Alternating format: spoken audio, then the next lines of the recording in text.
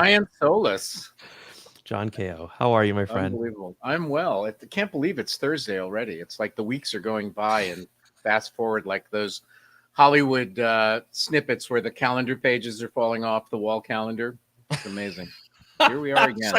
Such a great visual, and it's so true. I was just having a conversation with somebody, a colleague, right before this session, and we had just talked Monday, and I said, "Hey, yeah, I'll schedule something for us before Friday," and he said, "Tomorrow's Friday." How did that happen? But such is life when you're living and working from home all the time. And it must mean that we're making progress more rapidly. I mean, I like to be optimistic about these kinds of things. This is true. As long as things are getting checked off the to-do list, right? Well, you can always start a new to-do list. That's what I've discovered.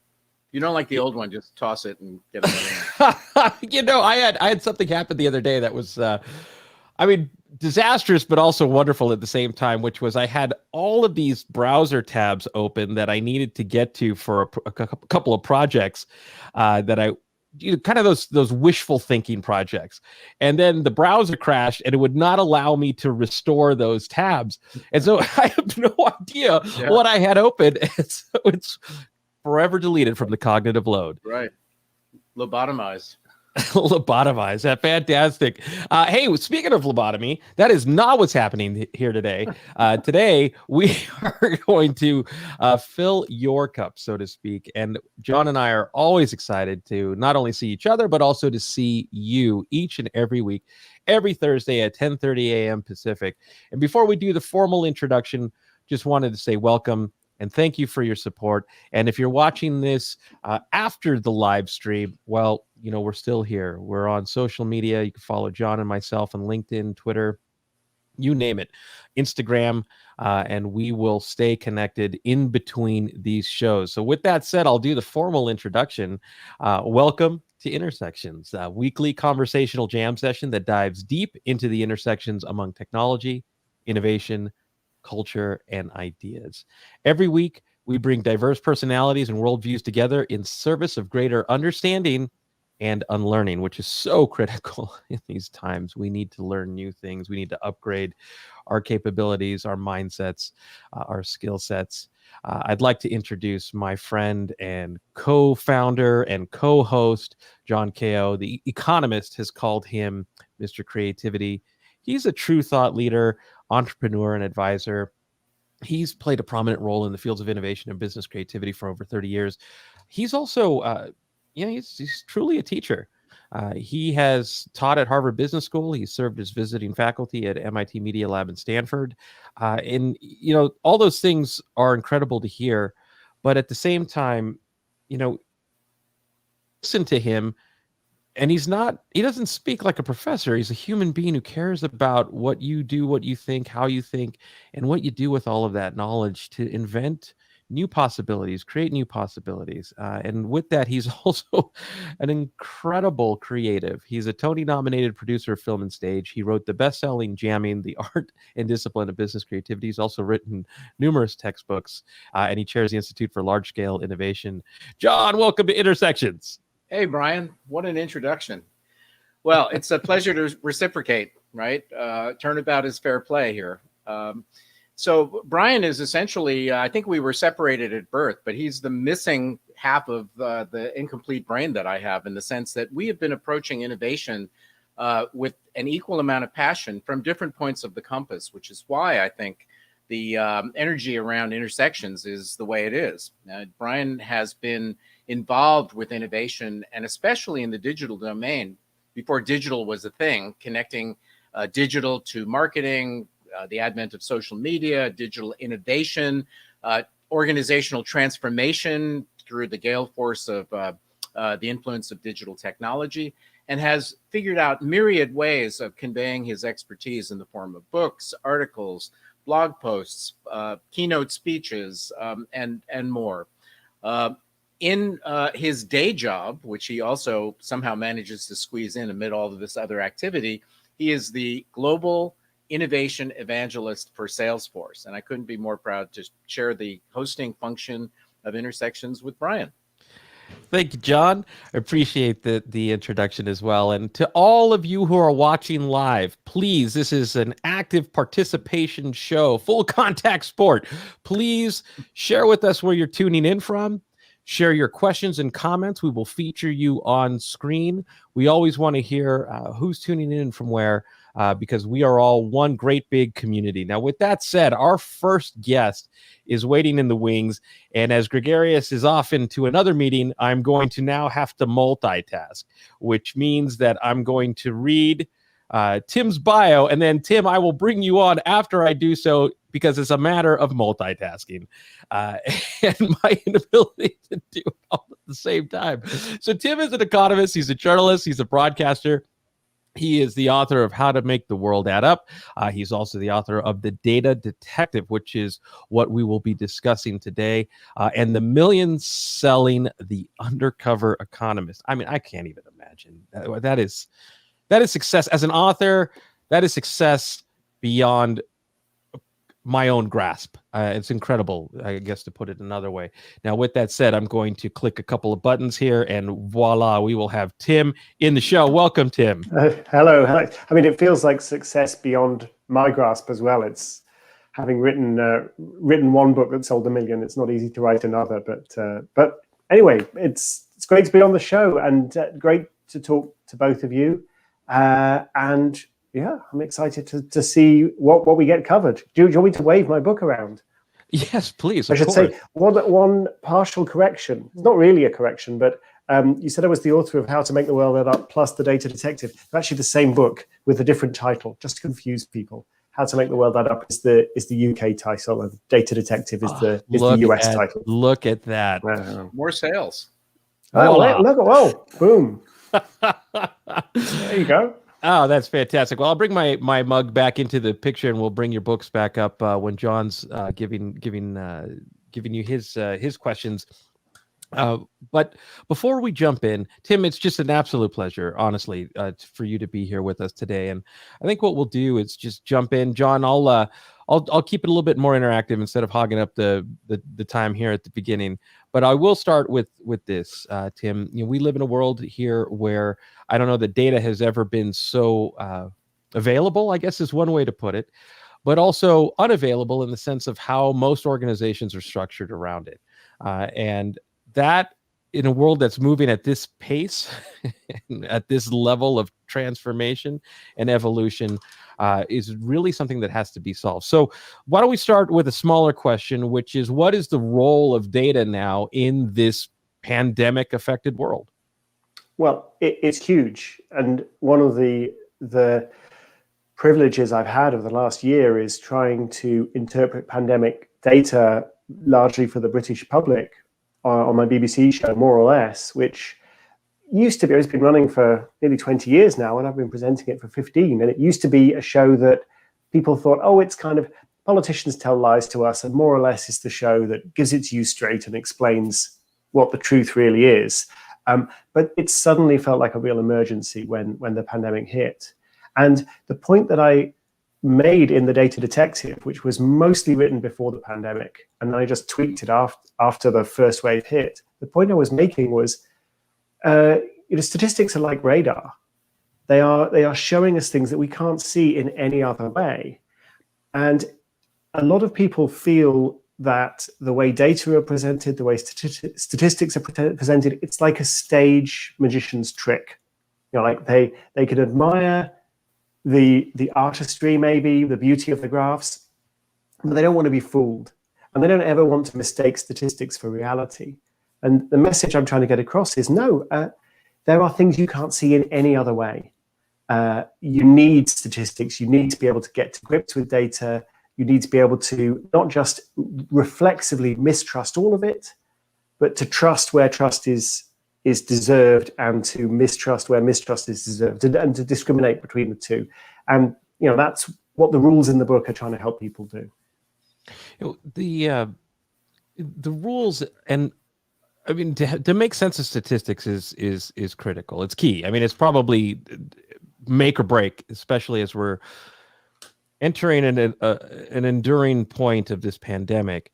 But the one thing, especially from my work that I've been studying over the last years, with specifics to data is how people are changing, how they're making decisions, what they're willing to share in order to get better experiences and better engagement, and the difficulty on the other side to sort of organize around those insights, even to get those insights and to make them actionable. And it seems that data could be the heart and soul of an organization moving forward. It could also be the key to not just being more digital and data centric, but also more human. And I'd just love to hear from you. Like, what are some of the ways that you're getting executives to reimagine their relationship with data and how that's affecting organizational models? Yeah, I mean, I think it's really important to understand that the challenge is to marry the insights that you're getting from the data, from the stuff that the data can't tell you, your personal experience, the conversations that you have.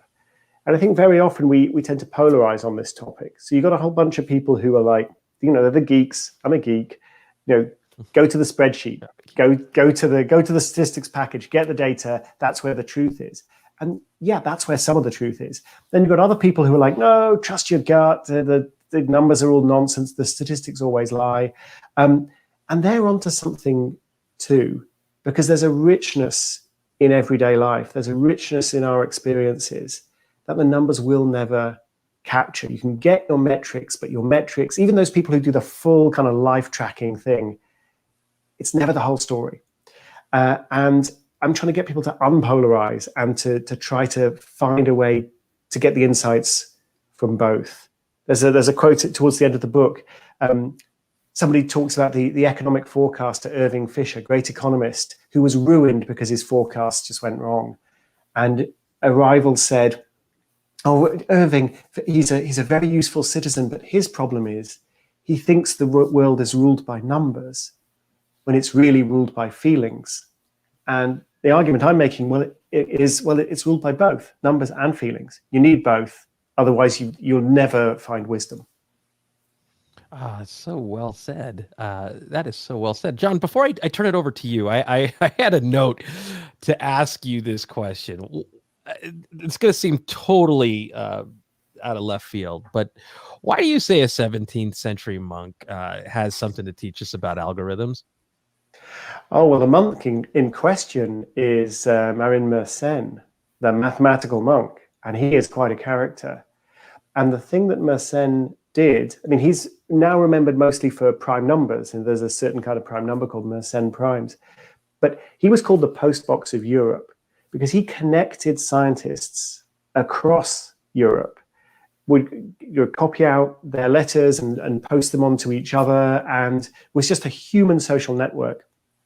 And he established the norms that led very quickly to, for example, the Royal Society in London and similar societies in Paris, establishing norms of transparency, collaboration, sharing. If someone does an experiment, repeat the experiment somewhere else. If somebody makes a claim, ask for the data. Those were the norms that Mersenne helped to establish. And at the very same time, this is the 1660s, 1650s, you've got the same people like Isaac Newton, great scientists, who are also trying to make progress in alchemy. And they're making no progress whatsoever. And the basic reason they're using this, it's the same people, they're using the same experimental methods, they're making no progress because it's all secret. They won't share. They won't share what they're learning. They won't share their failures. They won't share their successes. And they won't do it because, well, alchemy is ultimately trying to turn lead into gold. And if you figure out how to do that, why on earth would you tell anybody else?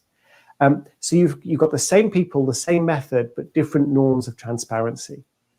And great advances in science, no progress whatsoever, not even productive failures in alchemy. Now, let's think about algorithms today. Well, we've got huge pools of data. We've got very, very powerful algorithmic techniques. We've also got a lot of secrecy. There's not a lot of sharing, and for the same reason. I mean, there are concerns about privacy, but a lot of the reason is, the big data companies won't share what they're learning because they want to make money out of it. Why would they give it away? And I mean, alchemy is ultimately pointless, and I don't think algorithms are pointless. I don't think big data is pointless. I don't think machine learning is pointless. But I do think we need to do better at establishing norms of sharing and transparency and oversight. Because what I see is, for example, my daughter was given her exam results, but she didn't sit her exams here in the UK because of the pandemic. And so they got an algorithm to give her results. Well, I mean, what goes into the algorithm? Who says those results are fair? And so there was a big protest and it was all overturned. But when these algorithms are making life or death decisions, we need some degree of oversight, and we need some degree of knowing I can't understand them, but somebody I trust is able to go and look under the hood and figure out what's going on. Yeah, that's a model beyond just all of this, which is just transparency in general, in politics, in business, in relationships. And I think it's one thing also that blockchain can teach us as well, not just data, to be more human-centered in why we do things for the betterment of all of us. With that said, John, I'm going to turn it over to you. But before I do, I just want to remind everybody who's tuning in from wherever you are to share where you're tuning in from. We love to see it. We love to show it and share it. And also, if you have any questions or comments, please feel free to share them and we'll put them up on screen. John, over to you. Thank you, Brian. Tim, it's a pleasure. As I mentioned earlier before we started, I'm a fan and I've been reading some of your other material. And I wanted to just continue for a moment on the thread that Brian left us with, which is the advent of blockchain and the ability to create safe and secure credentials and how that relates to the data culture in a way. I mean, we're used, I think, traditionally to think about data as something that's out there. It's out there in a computer. It's out there in a school's filing cabinets. It's out there in Amazon's server farms. But there's a big move, as I'm sure you're extremely well aware, of bringing data to each one of us, where we will have, whether we call it a passport or a wallet or a digital transcript, a personal learning record, a digital transaction platform, etc. There are literally 100 different ventures that are converging on this space of bringing data from out there to right next to us as we have a wallet in our pocket. And presumably the value proposition is we get to do more with it. It belongs to us. It works for us in a different kind of way. But my observation is that these are all words right now, and that there's something about this sea change that's still in a very preliminary stage. So I wonder what your observations are about this whole notion of data culture when data becomes more personal, and where we are with it and what the real implications of it are at this point. Yeah, it's a great question. I think we need to pay a great deal of attention to the sort of infrastructure and the standards that we adopt around these practices of data sharing. So I was having a very interesting conversation just yesterday with someone working on data for the National Health Service here in the UK. So as you may be aware, the National Health Service is basically funded by the government. It's a huge organization. It employs more than 1 million people. And in principle, all the data are available. And that brings challenges, and it brings risks, and also brings a tremendous amount of promise. And one of the things that's being done is a project called Open Safely. The idea of Open Safely is that an academic who wants to figure out some information about COVID, the effectiveness of particular treatments, maybe some interaction, like how does a treatment work for different ethnic groups? How does a treatment work for people of different ages? How does a treatment interact with other treatments? All of these really detailed questions you might want to ask. You could do it because you've got potentially 57 million patient records. Okay, but the privacy implications of that, if those patient records leak, like, you can, I know whether you acquired a sexually transmitted disease, and I know whether you acquired it before or since you met your current partner. I know whether you wet the bed when you were 13 years old. I mean, I know everything about you. And so the idea of the Open Safely environment is that it's a trusted environment. Researchers send their queries. The code behind the query is automatically shared with everybody, so it's completely collaborative. The query goes into the environment, you get the results back. The data never leave the trusted environment. So you're not emailing around 57 million patient records. And, once that's gone, you can't ever get them back. So thinking carefully about these structures, there's the ability to do a tremendous amount of good if we get it right. We often don't think about it. So I discussed this with Alexis Madrigal, who people may know. He's an Atlantic journalist, and he is one of the volunteers behind the COVID tracking project.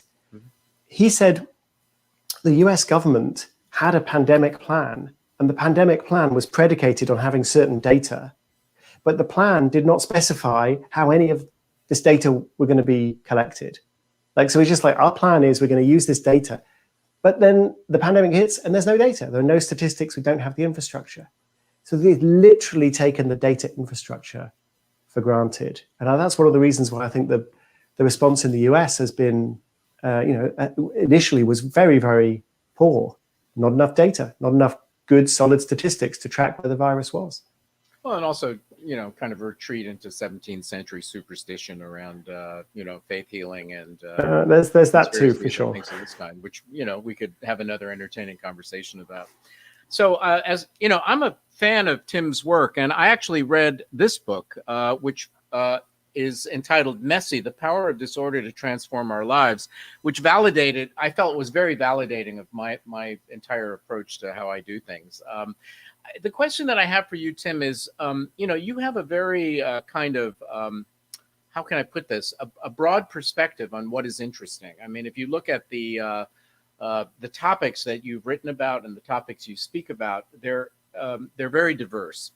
And I'm wondering, just in terms of trying to get at a portrait of the creative author, thinker, investigator, how you decide to work on a particular topic, what your creative process is like, and is there some underlying thematic through line or some method to the madness, or is it just falling in love with the topic and running with it? Yeah, no, there's no method to the madness. There's just madness. In fact, that's one of the reasons why I worked on Messy. John, I'm glad you stumbled upon that book, because I really thought that's the one that John will really like, because it just gets into music and improvisation and all sorts of things. But actually, I stopped writing Messy halfway through and wrote another book, a sequel to The Undercover Economist, and then picked up and continued with Messy. And actually, one of the case studies in Messy, or one of the pieces of research I discover is, or report upon, is the importance of what I call slow motion multitasking. So this idea of having a project and then putting the project to one side and picking up a different project and advancing with that, and then putting it down and going back to the original project. And everybody you've ever admired, it turns out, functioned like this. So maybe feel slightly better about having sort of stopped halfway through this book. But it's curiosity driven. I mean, the question that people ask me that most confuses me is, who is your target audience? It's me. I'm my target audience. Like, I'm writing about the stuff that I find interesting. I was trained as an economist, but I'm fascinated by psychology, by creative processes. I'm fascinated by disaster, like what things go wrong and why they go wrong, interconnected systems, jazz. I'm just interested in all of it. And most recently, I've been researching the psychology of magic, because I just think there's something there. So, yeah, if I'm interested, I assume someone else will be. Well, it sounds also like you're a connector of bodies of knowledge and revealing interesting interfaces between them. I mean, it's, Levi Strauss, the anthropologist, said that there were really two ways of understanding the universe. You could create an analytical, deductive system of explanation, or you could just collect a lot of phenomena, almost like a collector of artifacts, and then try to make sense out of them in an inductive way. And he called the latter approach bricolage, as in kind of messy collecting. Yeah, I love it. Yeah, and which I think tracks very well with the whole notion of I mean, it sounds like Messy in a way is embedded partly in your methodology as well, because just the idea of writing one book, putting it down to start another one, and then coming back to finishing it, You know, it reminds me of a lot of the entrepreneurs I know who are working on 3 or 4 venture projects at the same time, or artists. You know, when you visit their studios, they've got 10 canvases all half done that are propped up, and you know, the one they work on that day is the one that they're the most passionate about. Yeah, absolutely. And there's a real freedom in that. There's a cross-fertilization, there's a psychological freedom. You get stuck with something, you can switch to something else.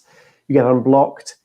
You've got the wrong solution fixed in your head. And because it's fixed in your head, you can't think of the right solution. So you just go and do something else. And then boom, Yeah. the solution comes to you, all of that.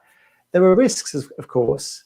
You could just end up spinning wheels, making no progress on anything, you know, and so, you know, one needs some kind of system to make sense of it. Yeah. But yeah, you're absolutely right. I think so much creativity comes from that. Right. It's not an efficient process, but it's an effective process if you do it with some degree of authenticity to get to something new. But then it raises the question. Like, I just spent this morning talking with the innovation team of one of the largest European technology companies, and I'm reasonably certain that if I had a chance to talk with the C-suite at that company, and I talked about the principles in Messy, they might nod and smile, but inside their guts would probably be churning, because there is this kind of subversive quality, in a way, to the orderliness of engineering and bureaucracy and rationality and hierarchy and things of that kind. So what's your experience been in terms of injecting Messy as a, you know, almost like a self-cultivation framework, or a point of view into organizations, which by definition, you know, have to behave somewhat differently in order to get the job done?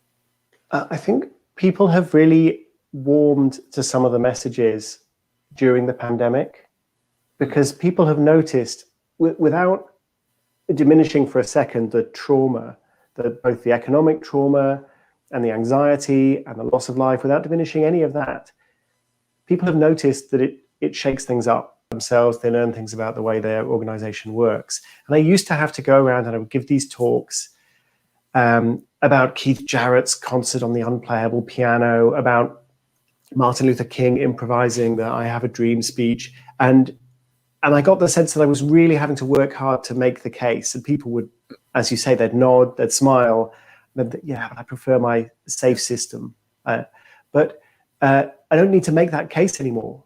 People have been disrupted, whether they like it or not. And so I think now the task is different. The task is to get people to notice that something interesting has happened and there are opportunities out there.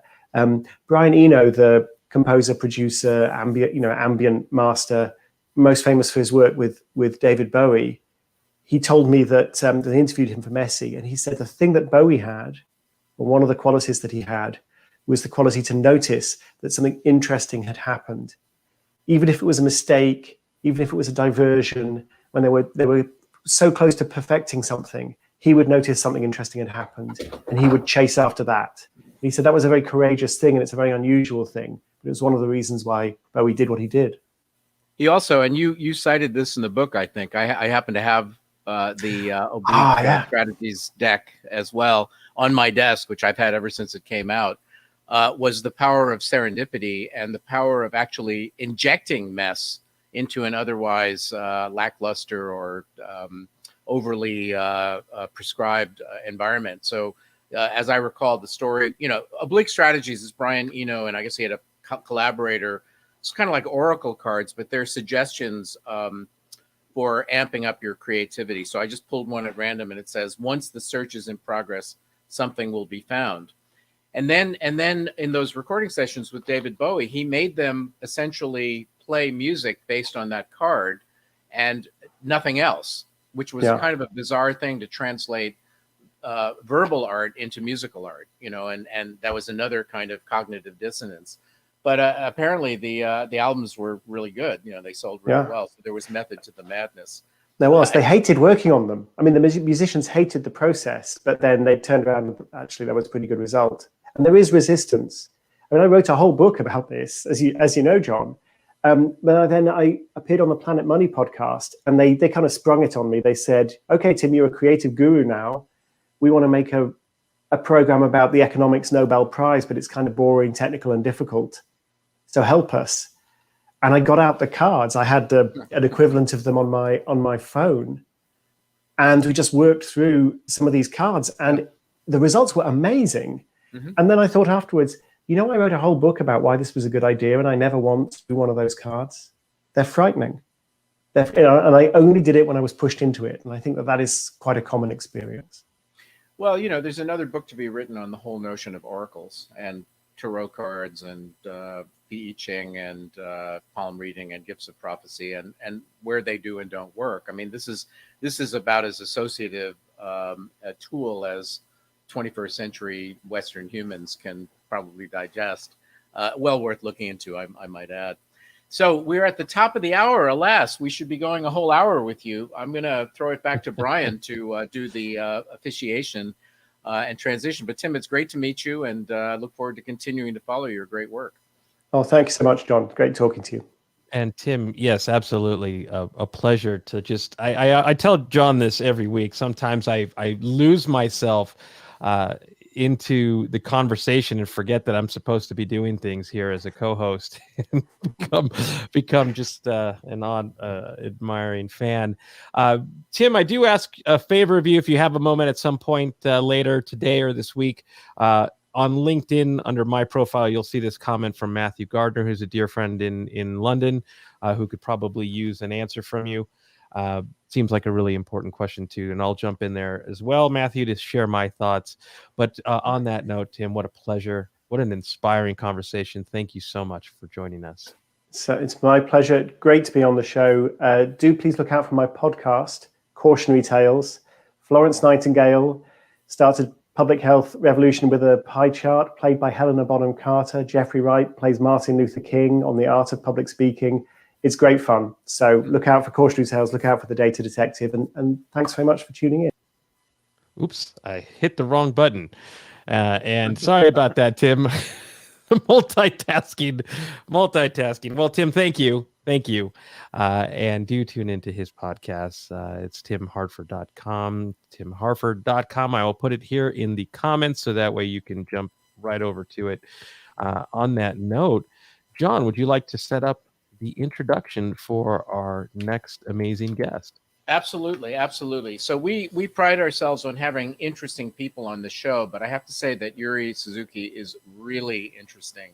And really interesting in a number of respects, not the least of which is that he's at the nexus of a number of different disciplines. He is a sound artist, a designer, and a digital musician who I had the privilege of meeting when we were all pulled into a MIDI association judging process, MIDI, musical instrument digital interface, being the kind of lingua franca for how digital musical instruments, but a lot more, all kinds of technology communicate with one another to create not just different control mechanisms, but different ways of creating multiple media kind of environments. And so his interest in the, let's say, the expanded world of music is to create connections between environments, human experience, and advanced technology that relates to music and sound. But the other thing that's really interesting about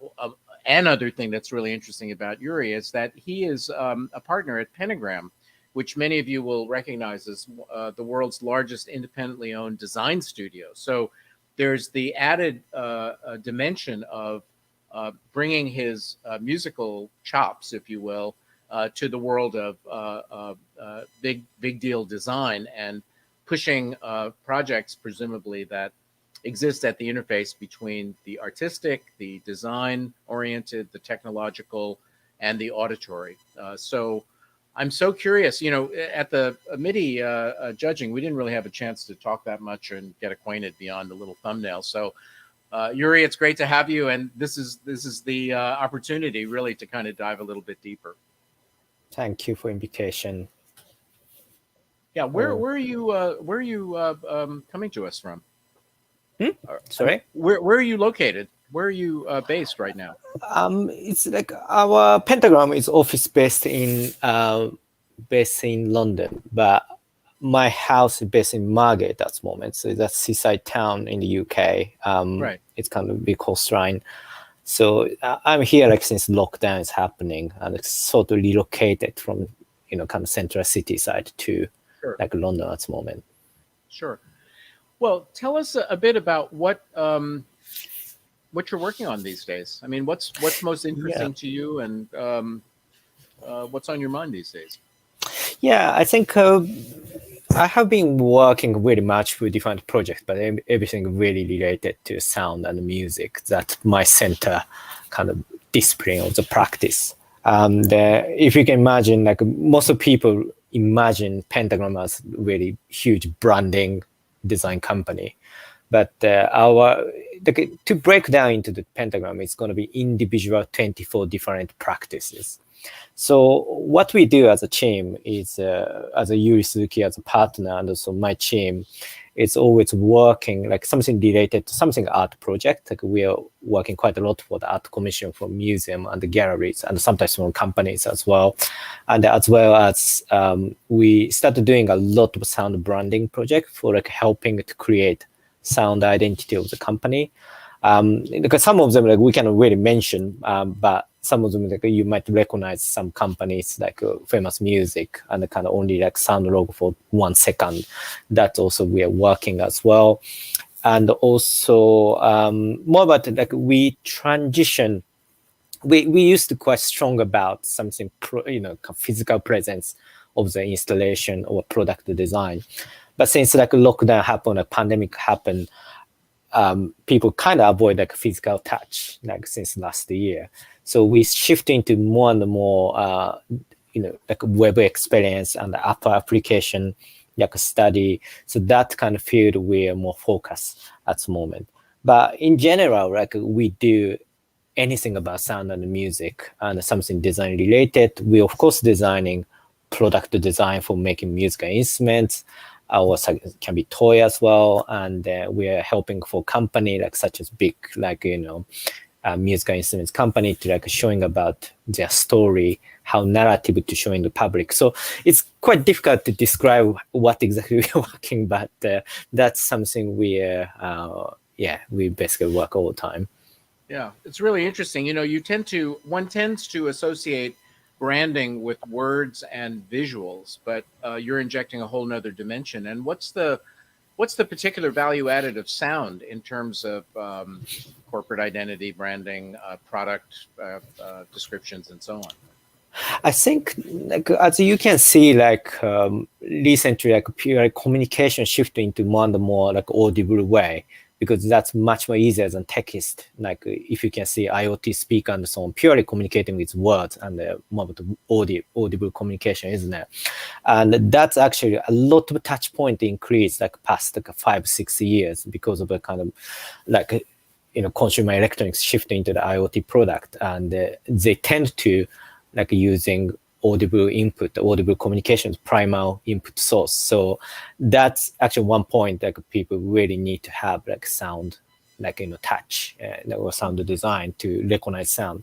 And also another property is actually like in the human sense, like smelling or like hearing is more closest to like sense of the brain, much more impactful to given to people for recognition and recognizable. And I never say that's a good example, but there's two quite successful sound branding happens, McDonald's and also another one's Intel. They're really like recognizable as a branding, isn't it? If you can imagine Intel logo, nobody can draw exactly the same as the Intel logo, but people easy to humming Intel logo, isn't it? And then as everyone can imagine like what it sounds like. And interesting things like Intel is a microprocessor; it's never coming to the surface or anything, but people still recognize, Intel as kind of one of the quite strong branding and recognition of the kind of product. So that's why I think I'm really pushing process more about convince like clients to spend more energy on more sound branding part, because that's actually quite strong tools for communicate. So that's basically like we kind of progressively like developing at the moment. Mm-hmm. So you have a very broad perspective on music and where music is at in society. And there are some people who would say that music as a societal institution is in big trouble because although the appetite for listening to music is probably greater than ever and has been fueled by Spotify and streaming services, the actual making of music and the direct experience of creating music in your life seems to be deteriorating. The sales of acoustic instruments are going down. People don't want to invest 10 years in learning how to play the piano well. The music education is being underfunded or defunded. Although in countries like China, music is seen as being an enabler of brain development. So there's a lot of expenditures for musical instruments and so on. Yeah. Musicians, if you talk to even the very popular ones, unless you're, like the Rolling Stones or something, find it very difficult to make a living. I talked to the leader of Snarky Puppy a couple of years ago, and he said we do everything right, and it's still always a hair-raising question as to whether we're going to make a living or not. And this is people who are at the top of their game. So what do you see as being the state of music now, and what can we do to bring music more into the center of people's lives, not just as a passive consumption experience, but as something more active? Yeah, I think partially problem of the music industry went down because the primary people still need music. That's why we can see popularity of the Spotify or kind of subscription service and to keep listening music. But the only problem artists used to benefiting or earning money from actually selling their own record. The physical presence was quite big, and then shifting into everything to digital or online based, then profit became lower and lower because basically cannot make enough revenue from that. So I think that's fundamental problem, and I would really music still has got functionality, and there's a lot we need for the people because in fact live concerts is still very popular. So not like this kind of pandemic time, but before pandemic happened, many musicians shift into live concert rather than kind of distribution of CD or a record anymore because they clearly cannot see the way to make a business because people illegally downloading from website and also Spotify swallowed up all music industry.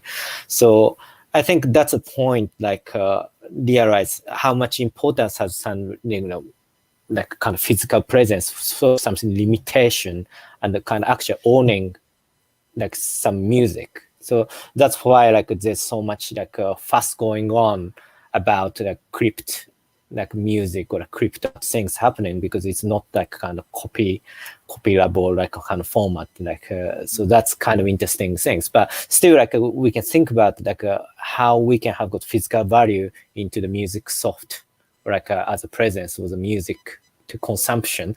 That will be a key, I feel.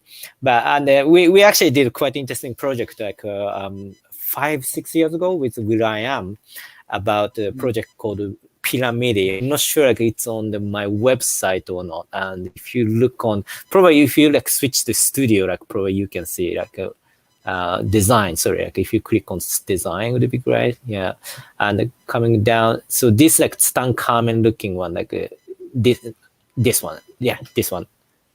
So this is the project that I worked with will.i.am, and it purely came from kind of narrative or a story which is made by will.i.am basically. So he's also in the music industry, but he's really has got wider perspective how can make interesting business and so on. And this project purely we created sort of 3 mechanical robotic musical instruments.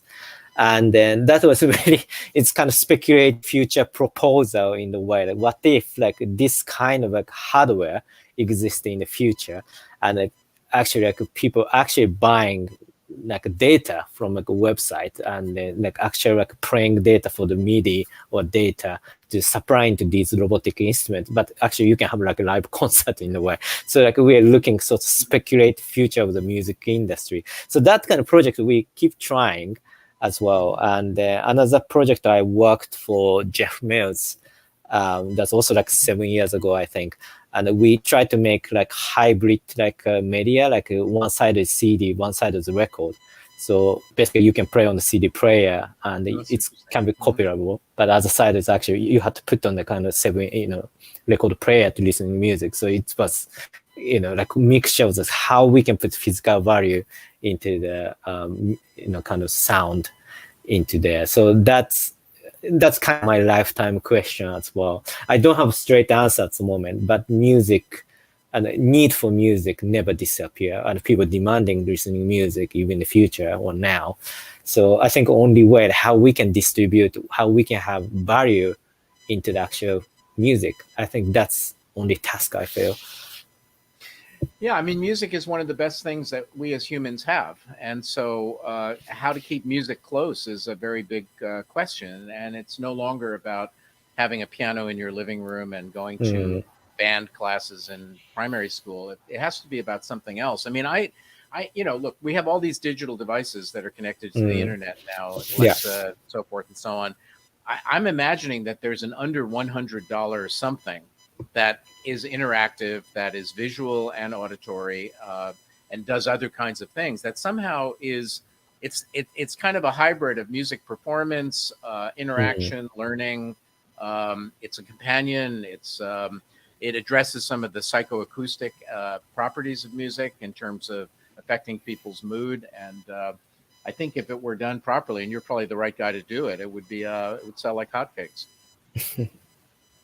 Yeah, I think absolutely, like that's a topic, and also I think exactly another topic is really people have a passion to learning music or not. I think so much musical instruments or like software, it's way easy to making music now. So some people not passion to learn sort of piano and the guitar or that kind of technique, but like a danger of that, because we used to have pain to learning musical instrument, but once you kind of sort of threshold with the kind of go over past the sort of threshold, another kind of ecstasy or like something feeling much better, then like more and more addicted to the kind of playing music. But we kind of losing that kind of moment now. So that can be the danger for the future. And also pretty much we dominated with music based on the logic of what computer software provided. So that's, I feel like quite dangerous, but I'm sure we can find some good solution too. I had an interesting conversation with Tim Brown, who at the time was the CEO of IDEO, and I was telling him all about, I had bought 2 Ableton pushes and set them up in my studio and was experimenting with them. And he, being a very articulate guy, thought for a moment. Then he said, "Oh, I see. So there's a difference now between designing music and performing or playing music, right? And that, you can essentially design something very complex by pushing buttons, which has no eye-hand coordination and kinesthetic skills. And then you don't have to spend 10 years learning the piano and breaking through the sound barrier, as you mentioned. I guess the trick would be to find something that is both that both requires skill, but also has that design power, because a piano has limited design power. Until you actually learn how to play it, you can't get any music out of it. It's not like pushing an Ableton, downloading some software, and then all of a sudden you're a DJ hero. So figuring out, right, because if it's too easy, if it's just, okay, I'm going to push this button, it's like Fahrenheit 451, where they say, oh, you're an actress now, and Julie Christie turns to the camera and stammers and everybody applauds, and it's like there's no skill that's involved. So therefore there's no inner development, inner cultivation. You just pushed a button and you got something out. But on the other hand, democratizing the experience, I think, requires something really different. Just a quick question. You've probably been following the whole NFT question. Are you excited about NFTs in music, or are you skeptical? I don't know, like there's so much information about kind of good and bad. Of course, like NFT could be very good way to protecting artist property, I think. for sure, like 100% no doubt. But sometimes there's a whole conversation about, kind of, it could be like very bad for like environmentally bad, like using a lot of consumption electricity or something. So I'm just really confused at the moment, but I'm not clever enough to understanding what's technology behind. And same as cryptocurrency as well. Like there's so much like information going on. I don't know what I can trust basically. So I love the idea, but same time, to be honest, I feel like I'm not clever enough to understand 100% what's going on. I know the concept, everything, but I feel like this is kind of okay to do that, or this totally like mess, or like I don't know, really confused at the moment. Well, you sound like a very wise person, because I think anybody who says they're an expert in this area is probably trying to sell something, and we're all at the beginner's line. Well, it's a real privilege to talk with you about these things, and as you know, they've been on my mind for a long time as well. And we could go on for hours, but I want to make sure that my partner here, Brian Solis, gets a chance to interact with you as well, because he is a fountain of perspective on these matters also. So over to you, Brian. Not maybe a sprinkler, but Yuri, what a pleasure! What a pleasure it is to listen to you and to have a chance to connect with your work. One thing, John, before we jump into questions, I do find the NFT topic something that we should probably focus on specifically. I created and am sitting on an NFT that I haven't yet debuted because of Yuri, like what you said. I'm paying attention. I was inspired by the opportunity and the technology, but and it inspired me to create something that I would not have otherwise created. But I'm sitting on it until I learn more. But in the meantime, I'm a big geek about experience and in all of its forms, and I'm also a big geek about experience design. A couple books ago, I wrote an idea in the form of a book about the importance of intentional experience design. For example, like your work with sound, and also visual and design. And like smell, sound is a very powerful trigger for memories. And memories, I think, are an underappreciated medium for how we think about connecting with people. And so, for example, my colleague Henry King and I wrote a piece recently about how this past 12 months and probably the next 12 months are truly an epoch. And an epoch not just defined by a pandemic, but an epoch defined by how we feel and how we change and how we think and what we might be more open to. And those who study memories during this epoch could probably create amazing art, but more importantly, the foundations for a relationship by which I think would be designed through experience.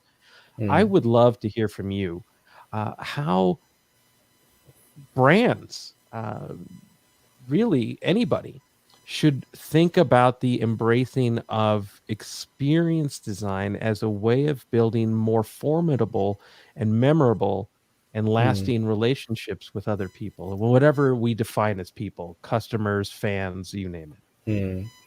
Yeah, I think I totally agree. Like in some like sense, like smell like multiple sense. Like because I think, like my opinion, like I think we passed the kind of entire human life, human like kind of history, probably like really too much focus on visual aspects. That's probably most like strongest sense that people treat it.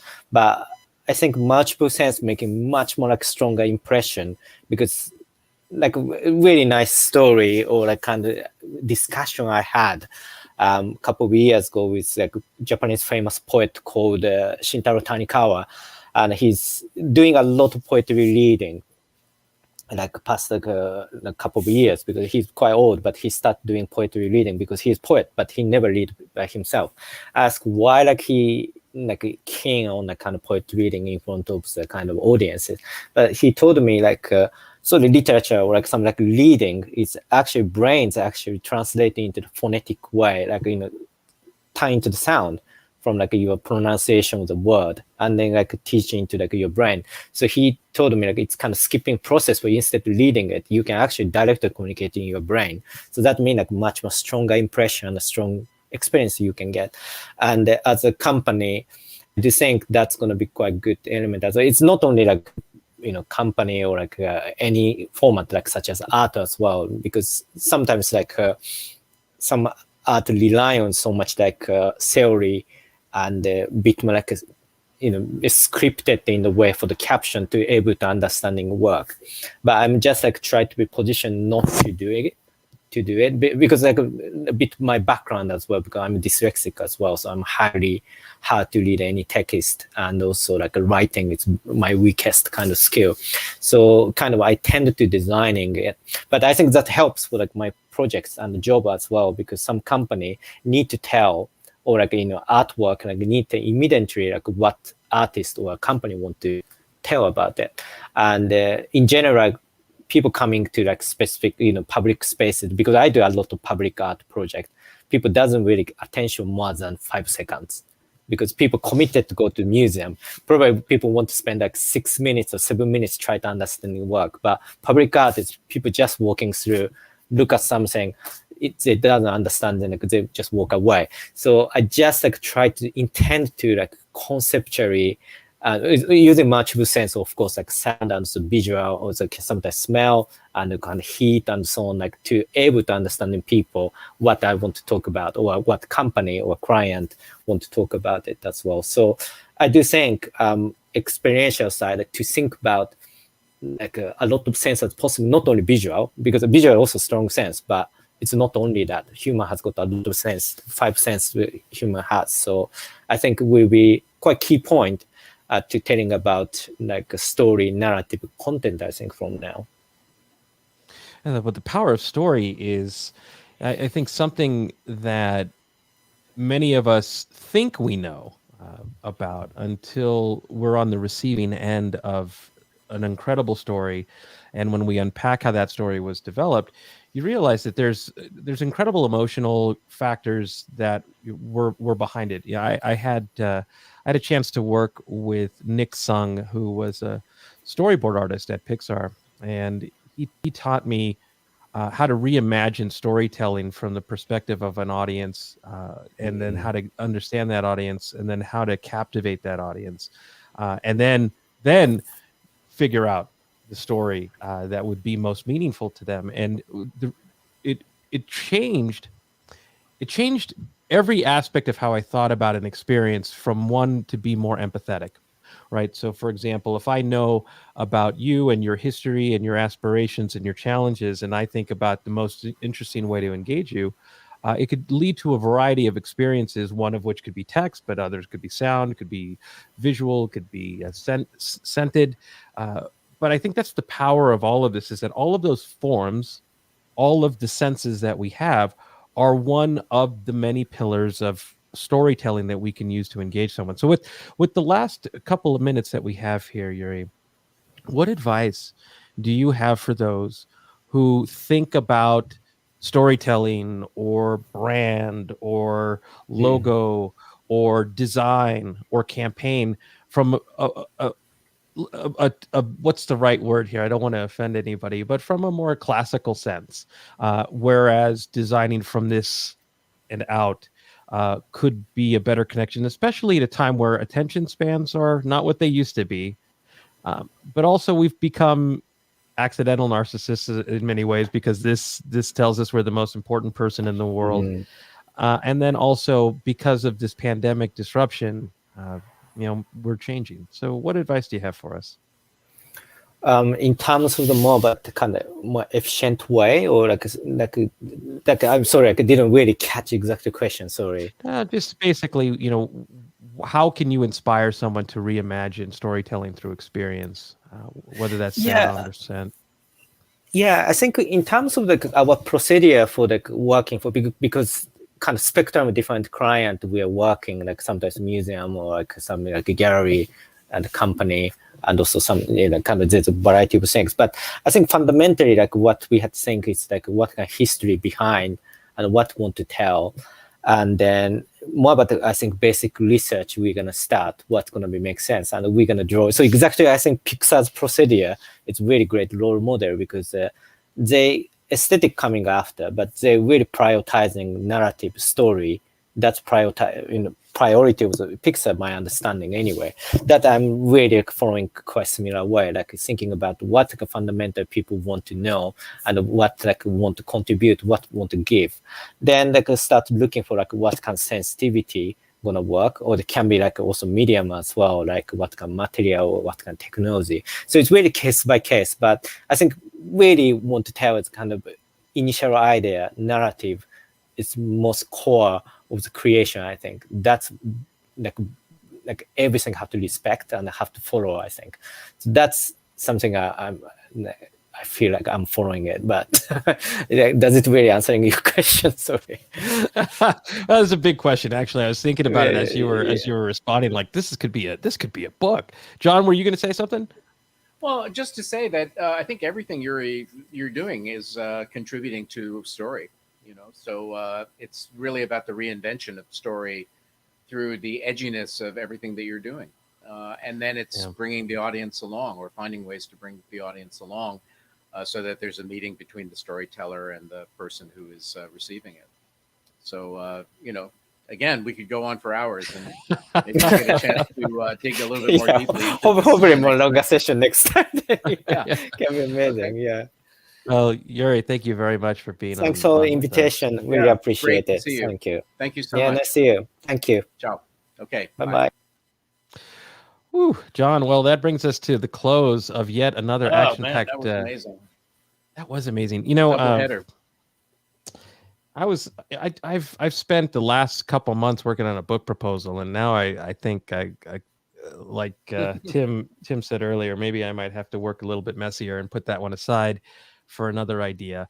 John, before we bid adieu, I thought maybe if you have a moment to chime in on this this question it's on my LinkedIn profile. So maybe I'll send you the link if you're willing to try to take a stab at her question.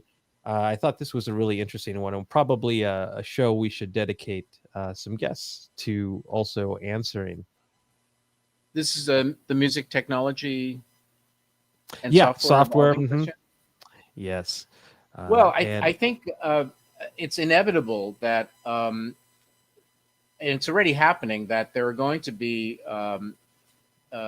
ways in which the learning and performing process are going to merge and create more efficiency in the sense that right now you go to a piano and it's not self-teaching. You have to have a teacher and then you have to practice. But if you look at the Yamaha's Clavinova, if you look at keyboards that have light up keys, if you look at what's coming down the road in terms of being able to see a piece of music performed on a keyboard and see the notation and follow along, the ability to have a teacher create etudes on the fly that will directly enhance your learning.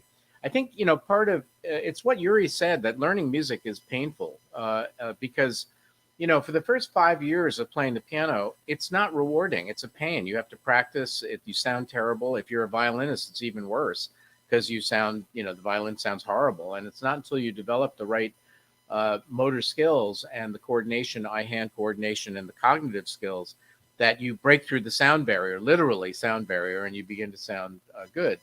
So learning music, appreciating it, and performing it are going to merge. And I think that, and then I think the other thing is the technology is going to democratize the experience. So, Yuri's work is mind-boggling in terms of its beauty and aesthetic impact. How do you then wrap that into a $100 appliance that you can buy at Walmart and take home? That 10 million people can have in their homes. Right. We will start with Indiegogo or Kickstarter, and then that's an interesting question. Let it scale from there. John, thank you for taking a stab at that answer. That's actually a really great answer, and I appreciate it. And it looks like Gregarious is back. So I just want to say before we sign off, John, thank you as always. I enjoy our time together. Thank you. And I enjoy just the amazing network that you have of incredible people. So thank you for inviting Yuri today. And Tim and Yuri, thank you very much for being part of this. And thank you all for tuning in each and every week. Thank you for participating, and thank you for the questions and the comments that you share. We will see you next Thursday at 10:30 a.m. Pacific.